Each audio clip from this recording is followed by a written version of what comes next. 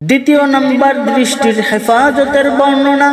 দৃষ্টির হেফাজত করা হে মুমিন, কেননা কুদৃষ্টির সাময়িক ও তুচ্ছ স্বাদ ছেড়ে দিলে ইমানের স্থায়ী মিষ্টতা ভাগ্যে জুটে যাবে। হাদিসে কুদসিতে এসেছে, রাসূলুল্লাহ সাল্লাল্লাহু আলাইহি ওয়াসাল্লাম বলেছেন যে আল্লাহ তাআলা বলেন, যে আমার ভয়ে তার দৃষ্টি ফিরিয়ে নিবে, আমি অন্তরে এমন ঈমান সৃষ্টি করব যাতে সে তার স্বাদ পাবে। নারী পুরুষ উভয়ের জন্য দৃষ্টির হেফাজতের নির্দেশ এসেছে আল্লাহ তাআলার পক্ষ থেকে। এজন্য আল্লাহ তাআলা নারী পুরুষ উভয়কে দৃষ্টির হেফাজতের নির্দেশ দিয়েছেন। আল্লাহ তাআলা পুরুষ জাতির উদ্দেশ্যে বলেন, قُلْ لِلْمُؤْمِنِينَ يَغُضُّوا مِنْ أَبْصَارِهِمْ وَيَحْفَظُوا فُرُوجَهُمْ ذَلِكَ أَزْكَى لَهُمْ إِنَّ اللَّهَ خَبِيرٌ بِمَا يَصْنَعُونَ। হে নবী, আপনি মুমিনদেরকে বলে দিন তারা যেন নিজেদের দৃষ্টি অবনত রাখে এবং লজ্জাস্থানের হেফাজত করে, এতে তাদের জন্য রয়েছে পবিত্রতা। তারা যা করে মহান আল্লাহ তা সম্পর্কে সম্যক অবগত। মাওলানা পীর জুলফিকার আহমদ নকশবন্দি দামাত বরকাতুহুম বলেন, আয়াতের শেষ অংশ ইন্নাল্লাহা খবীরুম বিমা ইয়াসনাউন, নিশ্চয়ই আল্লাহ তাআলা তারা যা করে তা সম্পর্কে জানেন। এর মাঝে রয়েছে চ্যালেঞ্জ। আল্লাহর পক্ষ থেকে চ্যালেঞ্জ করা হচ্ছে যে বান্দা যদি উক্ত দিক নির্দেশনার তোয়াক্কা না করে তাহলে যেন মনে রাখে মহান আল্লাহ অসচেতন নন, তিনি বান্দার প্রতিটি পদক্ষেপ সম্পর্কে পরিপূর্ণরূপে জানেন। অবাধ্যদেরকে কিভাবে শায়েস্তা করতে হয় তাও তিনি ভালোভাবেই জানেন।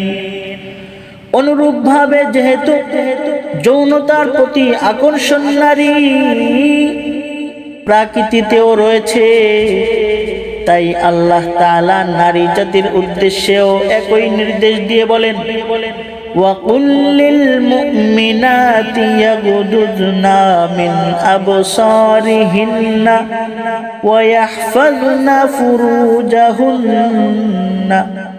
হে নবী, ঈমানদার নারীদেরকে বলে দিন তারা যেন নিজেদের দৃষ্টি অবনত রাখে এবং লজ্জাস্থানের সংরক্ষণ করে।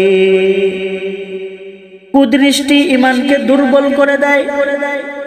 কোনো ব্যক্তির যদি জ্বর হয় তাহলে সে দুর্বল হয়ে পড়ে।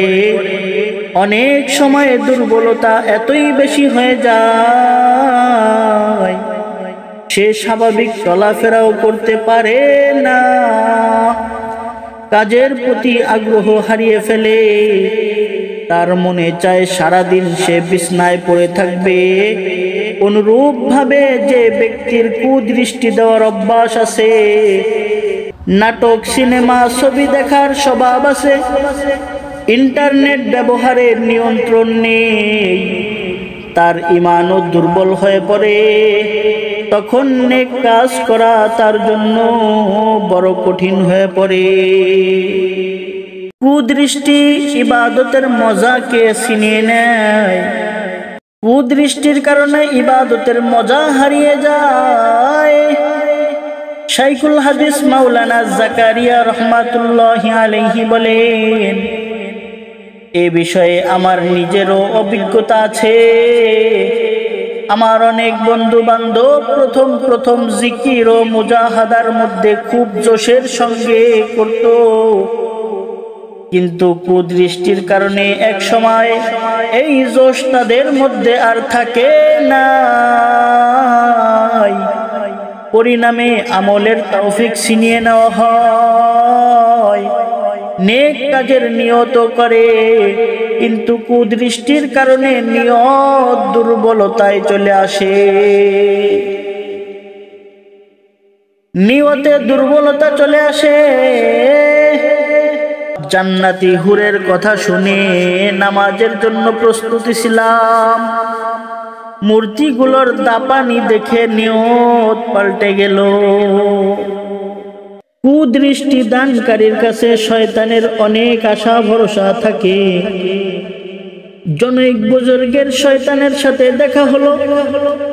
তিনি শয়তানের কাছে জানতে চাইলেন, যে কারণে মানুষ তোমার জালে ধরা পড়ে সে ধ্বংসাত্মক কাজ কোনটি বলো। শয়তান প্রশ্নের উত্তর দিয়ে বলে, পর নারীর প্রতি কামনার দৃষ্টি দেওয়া এমন কাজ, আমি তার ব্যাপারে প্রত্যাশা রাখি যে সে আমার জালে যে কোনো সময় ফেসে যাবে। দৃষ্টি অবনত রাখে এমন লোকের ব্যাপারে আমি নিরাশায় ভুগতে থাকি। আমার অনেক চেষ্টা তদবির তার ক্ষেত্রে ব্যর্থ হয়ে যায়। আমি শপথ করছিলাম আদম সন্তানকে চারিদিক থেকে ঘিরে ধরব, চারিদিকের মধ্যে নিচের দিক পড়ে না, তাই এই দিকটা নিরাপদ। যে ব্যক্তি দৃষ্টি নিচু করে সে আমাকে আশাহত করে। কুদৃষ্টির কারণে অশুভ মৃত্যু। ইবনুল জাওজি রহমাতুল্লাহি আলাইহি লিখেছেন, মিশরের জামে মসজিদের মুয়াজ্জিন আজান দেওয়ার উদ্দেশ্যে মিনারে উঠল। পাশের ছাদে দৃষ্টি পড়তে জনৈক সুন্দরী একজন খ্রিস্টান নারীর প্রতি তার চোখ পড়ে গেল। ভাবলো নতুন ভাড়াটিয়া মনে হচ্ছে, আজানের পর গিয়ে পরিচিত হব। আজানের পর মুয়াজ্জিন গেল এই প্রতিবেশীর বাড়িতে। দরজায় কড়া নাড়ার পর মহিলাটির বাবা বের হয়ে আসলো। কথাবার্তার একটা পর্যায়ে জানা যায় এত মহিলা নয়, বরং একটা কুমারী মেয়ে। এই কুমারী মেয়েটির এখনো পর্যন্ত বিবাহ হয়নি। মুয়াজ্জিন বিয়ের প্রস্তাব দিয়ে দিল। মেয়ের বাবা শর্ত জুড়ে দিল, আমাদের ধর্ম গ্রহণ করতে হবে তোমার। মুয়াজ্জিনের অন্তরে কামনার এমন ভূত চেপে বসেছিল যে সে হা বলে দিল। নাউজুবিল্লাহ। মেয়ের বাবা বলল, ঠিক আছে, চলো ছাদে গিয়ে বিস্তারিত আলোচনা করি। মুয়াজ্জিন সিঁড়ি বেয়ে উপরে উঠতে লাগলো। হঠাৎ পাটা সরে, হঠাৎ পাটা পিছলে ওই মুয়াজ্জিন ব্যক্তি পড়ে গেল এবং ঘাড়ের রগ ছিঁড়ে গিয়ে সেখানেই ওই মুয়াজ্জিন ব্যক্তিটি মারা গেল। নাউজুবিল্লাহ।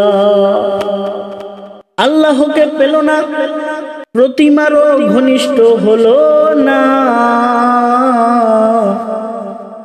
এ কুলো পেল না, ওই কুলো পেল না। উক্ত আলোচনা থেকে প্রতীয়মান হলো, যদি মরণ পর্যন্ত ঈমান হেফাজত করতে চান, যদি শুভ মৃত্যু চান, তাহলে দৃষ্টির হেফাজত অবশ্যই করতে হবে। আল্লাহ তাআলা আমাদের সকলকে দৃষ্টির হেফাজত করার তৌফিক দান করেন। সবাই পড়ি আমিন।